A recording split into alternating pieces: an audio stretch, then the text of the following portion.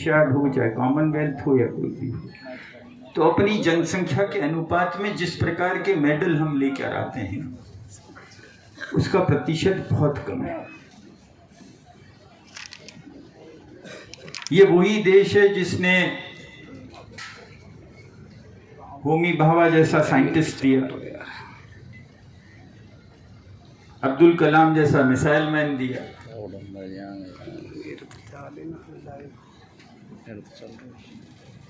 सर्वपल्ली राधाकृष्णन जैसा शिक्षाविद दिया। ऐसी क्या बात है कि इसी मानवीय संपदा से हम अंतर्राष्ट्रीय स्तर का व्यक्तित्व पैदा नहीं कर पा रहे। अब मैं अगर आपसे पूछूं तो शायद आपके गुरुजन बता पाएं कि आपका कैप्टन कौन है, इंडिया को रिप्रेजेंट कौन करता है कबड्डी में, और आपके इस कबड्डी के खेल में फादर ऑफ दिस गेम कौन है।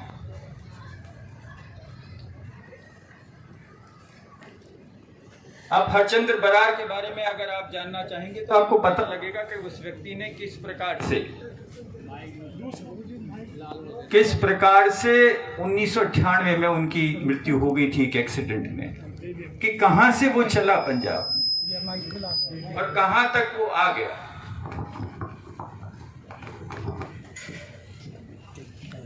भारत का नेतृत्व अगर पवन शेरावत करता है तो उसने कितना अंतर्राष्ट्रीय स्तर पर इस खेल को ले जाने में परिश्रम किया होगा।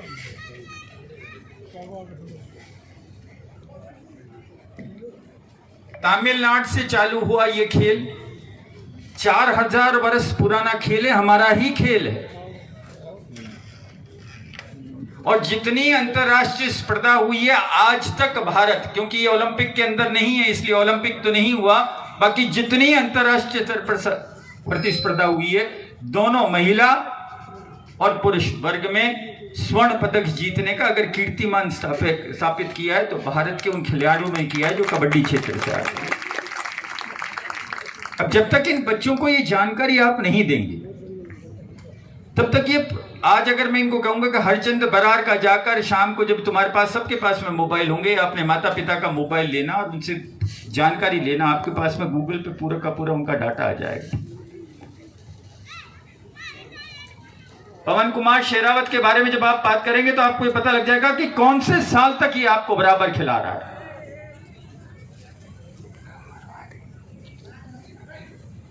आपके महिला वर्ग में बहुत प्रतिभाशाली खिलाड़ी रही हैं, क्योंकि ये बच्चों का खेलकूद प्रतियोगिता है। इसलिए मैं कहता हूं कि अगर आप उनके बारे में जानकारी नहीं करेंगे तब तक आपको पता नहीं पड़ेगा कि आप में और उनमें अभी कितनी दूरी है।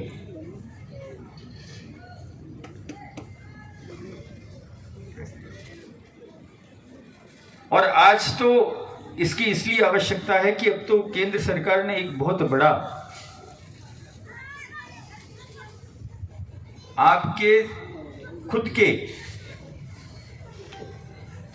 भविष्य को सुरक्षित रखते हुए एक बहुत बड़ा कानून अभी हाल ही में, मेरे ख्याल से 20 दिन भी नहीं हुए, हर प्रकार के खेलकूद को ग्राम पंचायत स्तर पे या ब्लॉक स्तर से ले जाकर और अंतर्राष्ट्रीय स्तर पे या नेशनल स्तर पर किस प्रकार की मान्यता मिलेगी, कौन मान्यता देगा, किस प्रकार की व्यवस्था है, जिससे आपका इतना सरलीकरण हो गया कि अगर आपके बच्चे हुनर रखते हैं तो उन बच्चों को वैधानिक रूप से वहां तक पहुंचने के लिए किसी और की आवश्यकता नहीं है, सिर्फ अपने हुनर की आवश्यकता है।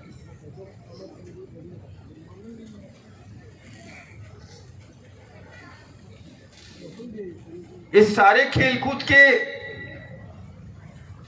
पीछे जो उद्देश्य वो ये है कि अगर आप एक आत्मा को शरीर की आवश्यकता होती है तभी ईश्वर का दिया हुआ क्रम वो उस शरीर के माध्यम से पूरा करती है। एक अगर गतिशील मस्तिष्क है तो उसको भी एक शरीर की आवश्यकता होती है। उस साइंटिस्ट ने मिसाइल तो तैयार करी लेकिन बटन तो कोई शरीर ही दबाता है। एक अगर अच्छा ज्ञान का भंडार इस मस्तिष्क में है तो उस ज्ञान के भंडार को इस पृथ्वी पर प्रतिस्थापित करने के लिए एक सुदृढ़ शरीर की आवश्यकता है, एक स्वस्थ शरीर की आवश्यकता है। ये वो व्यायाम है जो इस बात को सुनिश्चित करता है। इसलिए खेल चाहे कोई भी हो, वो मानवता का वो अंग है जो मनुष्य को इस सृष्टि में संरक्षक की भूमिका में प्रतिस्थापित करता है। तो प्राचार्य महोदय, मैं आपके पास यहाँ था, है यहाँ के प्राचार्य महोदय, आपने एक औपचारिकता पूरी कराई, मार्च पास की। अब मैं आपसे वास्तव में पूछना चाहता हूं, एक भी मार्च पास करने वाले पर कोऑर्डिनेशन था क्या?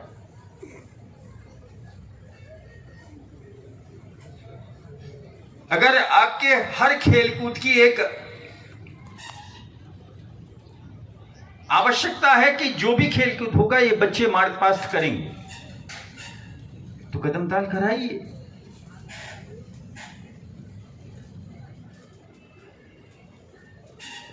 जैसे आप इनका समय लेते हैं वैसे इनका कदम ताल भी ढंग से कराइए, और या फिर उस चीज को मत रखिए।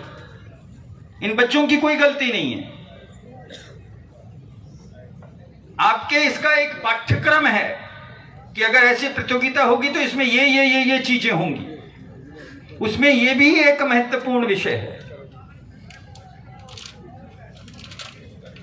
अगर इनके मार्च पास में डिसिप्लिन नहीं होगा तो खेल में डिसिप्लिन की, अनुशासन की भावना नहीं आ सकती। वो अलग बात है कि जितने सूक्ष्म व्यवस्थाओं में से ये बच्चे अपना प्रशिक्षण प्राप्त करते हैं और जो इनके गुरुजन इनको करवाते हैं, विपरीत प्रतिकूल परिस्थिति में इन बच्चों को तैयार कर रहे हैं, ये साधुवाद के पात्र हैं। मैं इन सारे शारीरिक शिक्षकों को इस बात का साधुवाद देना चाहता हूं कि कितने प्रतिकूल परिस्थिति में इन बच्चों को तराशने की कोशिश कर रहे हैं।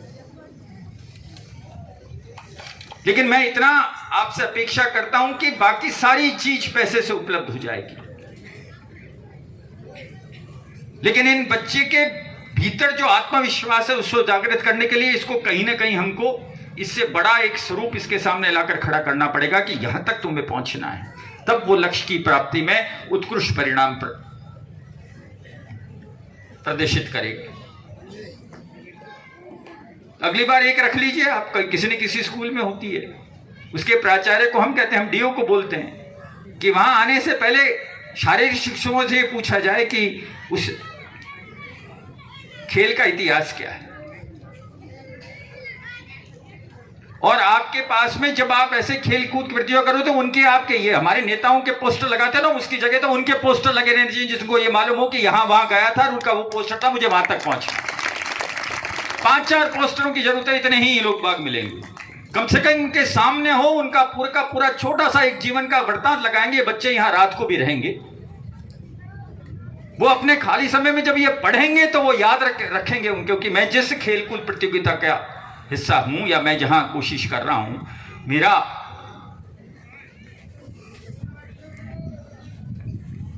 हो सकता है, मेरे ख्याल से कोई बहुत बड़ी बात तो नहीं है।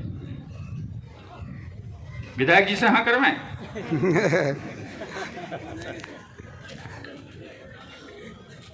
आपको मालूम है, आप ही के यहाँ के बड़नगर कोई बहुत दूर थोड़ी है, यहाँ नजदीक में है। श्री राम सिंह जी जब ओलंपिक में दौड़े थे तो उन्होंने अपना ही नेशनल रिकॉर्ड तोड़ा था। उनको मेडल मिला या न मिला वो एक अलग बात है। और उनके साथ बिहार के शिवनाथ सिंह जी भी दौड़े थे, जो मैराथन में दौड़े थे। ये दोनों मॉन्ट्रियल के अंदर हो रहा है। एकमात्र मैराथन दौड़ करने वाला व्यक्ति था जो नंगे पांव दौड़ रहा था।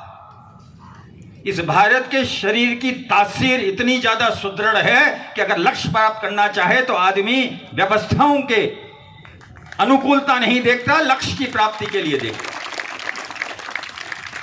अगर इस प्रकार के छोटे छोटे पाठ्यक्रम इन बच्चों के सामने आप रखेंगे तो इनको कहीं ना कहीं उससे ऊर्जा मिलेगी।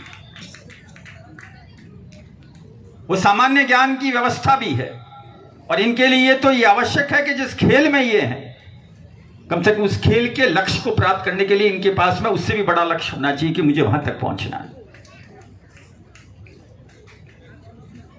ठीक है।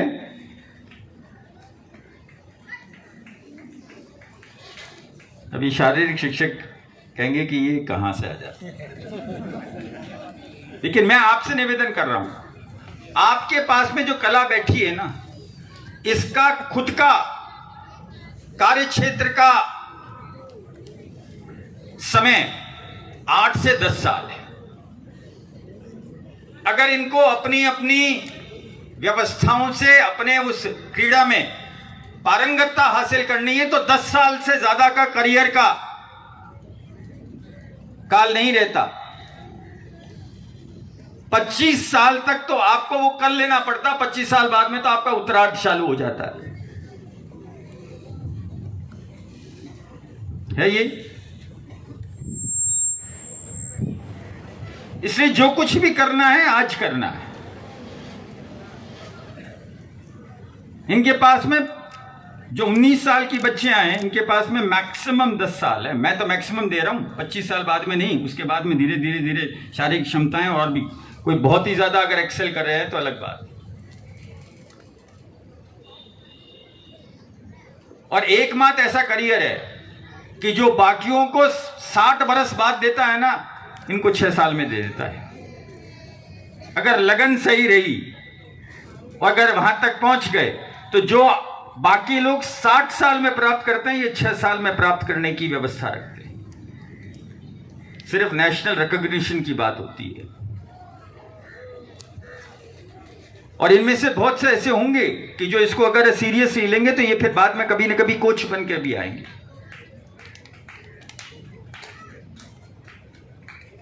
अब यहां आकर ये बात होती है कि खेल कूद के मैदान तैयार करिए। हर ग्राम पंचायत में 12वीं की स्कूल तो अनिवार्य रूप से हो गई। कोई ऐसी ग्राम पंचायत नहीं है जिसमें नहीं है, जो नई बनी है अगर वहां नहीं है तो वो भी हो जाएंगी। लेकिन हर स्कूल में अच्छे खेल के मैदान नहीं है। ना स्कूल ये तय कर पाती है कि हमारे यहां जो बच्चे आ रहे हैं उनको कौन से 1 या 2 खेल की प्रतियोगिता में हमको ज्यादा ध्यान देना है। हम सब कराते हैं, तो वो तो 8वीं क्लास तक की वो हो गई कि साहब सारे सब्जेक्ट्स में पढ़ रहे हैं। 10वीं में के बाद में फिर उनको ये पता पड़ता है कि मुझे जाना किधर है। आपके यहां 8वीं से ही पता पड़ जाना चाहिए कि इसको जाना किधर है। आप 10वीं तक इंतजार नहीं कर सकते, 10वीं तक तो फिर बहुत देर हो जाती है। और मैं चाहता हूं कि ये जितने हमारे शारीरिक शिक्षक महोदय हैं, आप गवर्नमेंट ऑफ इंडिया का जो नया स्पोर्ट्स कानून आया उसको आप पढ़िए और उसको आप अपनी अपनी स्कूलों तक लागू कर दीजिए। पूरी की पूरी व्यवस्था उसमें है। न तो आपका डिपार्टमेंट मना करेगा और नहीं आपके भी क्या डीओ होता है, क्या फिजिकल एजुकेशन वाला होता होगा ना, डिस्ट्रिक्ट डी ना, वो है यहाँ मौजूद है। तो आज कौन कर रहा है वहाँ के, उनकी तरफ से कौन है? तो यहाँ कोई तो इस कार्यक्रम को देख रहा होगा। आप हैं, तो एक बार आप इनको पाठ्यक्रम लाके दिलवाइए। तो कम से कम अगले बार जब हम कभी आए आप बुलाओ, तो आपके ऊपर निर्भर करता है कि आप बुलाओ या नहीं बुलाओ। लेकिन कहीं भी हो, और मेरे ख्याल से आज की तारीख में तकरीबन सारे स्कूलों में कोई ना कोई इस प्रकार की आज से श्री गणेश किया है। सब जगह हो रही अलग अलग प्रतियोगिताएं हैं। तो इसको अगर हमने विस्तृत रूप से, गुणात्मक रूप से अगर हमने इसका इन बच्चों के बीच में सत्य और निष्ठा से अगर हमने इसको पाठ्यक्रम के रूप में प्रस्तुत कर दिया ना,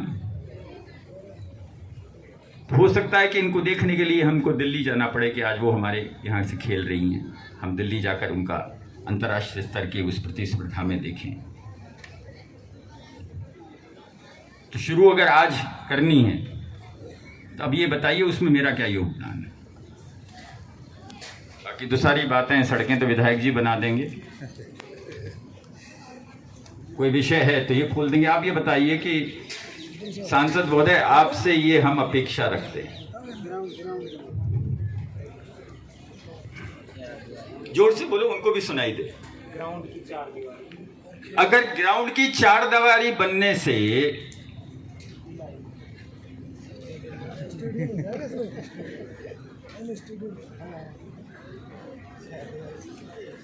बच्चों में हुनर आ जाएगा क्या?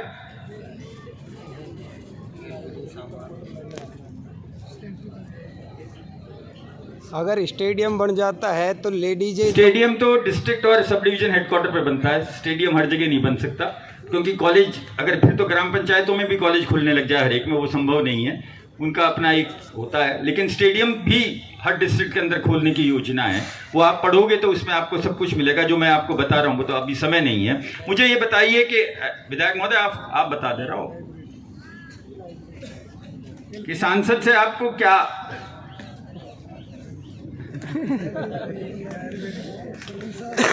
अच्छा प्राचार्य महोदय आप बताइए आपको क्या आवश्यकता है?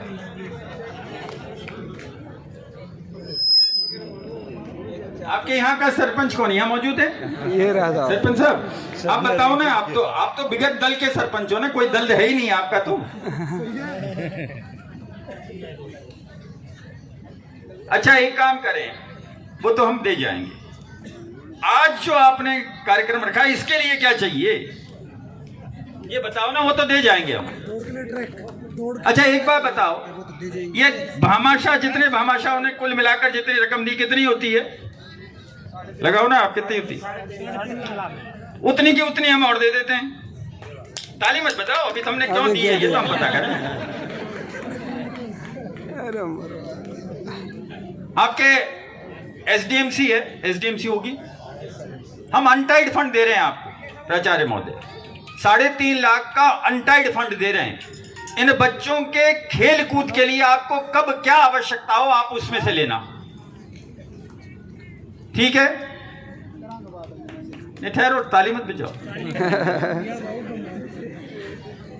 और भी देंगे अभी तो कुछ। अब आपको कंप्यूटराइज लैब चाहिए ना जी हैं? पहले तो आप ये सुनिश्चित करिए कि कंप्यूटराइज लैब किसको बोलते हैं।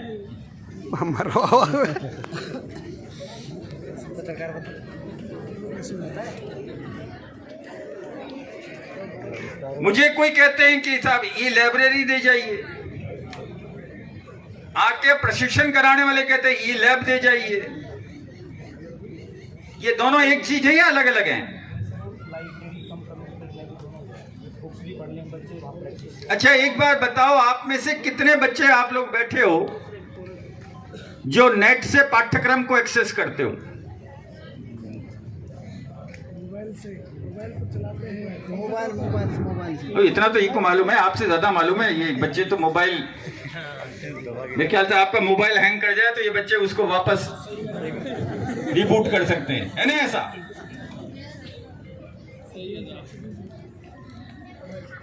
यही जिससे प्राचार्य महोदय और ये सारे के सारे गुरुजन आपकी अच्छी तरीके से प्रशिक्षण कराएं, ठीक है? मैं आपकी अनुमति ले लूं विधायक महोदय?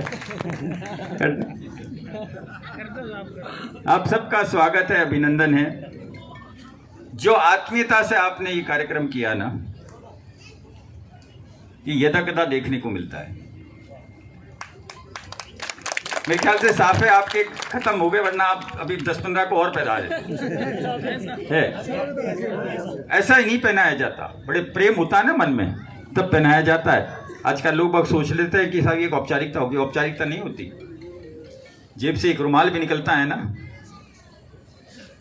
उसके भी 2 तरीके होते हैं। एक तो खुद का पसीना पहुंच ले, और अगर किसी के आंसू आ रहे हो तो उसका आंसू पहुंच कर उसका हौसला कर दे, फर्क उसका है। इसलिए आज आपके बीच में आकर अपनत्व सा महसूस हुआ। मेरी आवाज के व्याकरण के अंदर कठोरता जरूर हो सकती है, लेकिन सनातन धर्म की सौम्यता इसलिए है कि अगर आपके हाथ में वो है जो ईश्वर के हाथ में भी नहीं है, क्योंकि इन बच्चों का भविष्य आपके हाथ में है। उन्होंने आपको अपना सेतु बना रखा है। बहुत बहुत धन्यवाद। जय हिंद।